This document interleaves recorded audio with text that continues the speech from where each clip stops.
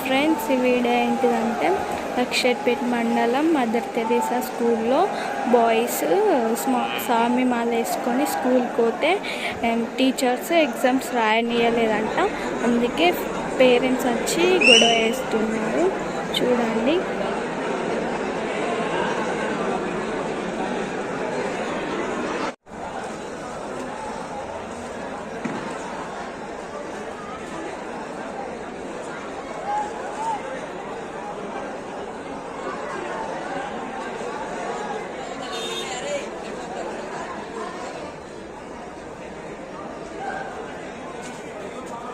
వాళ్ళు వచ్చింది ఎమ్మెల్యేనా?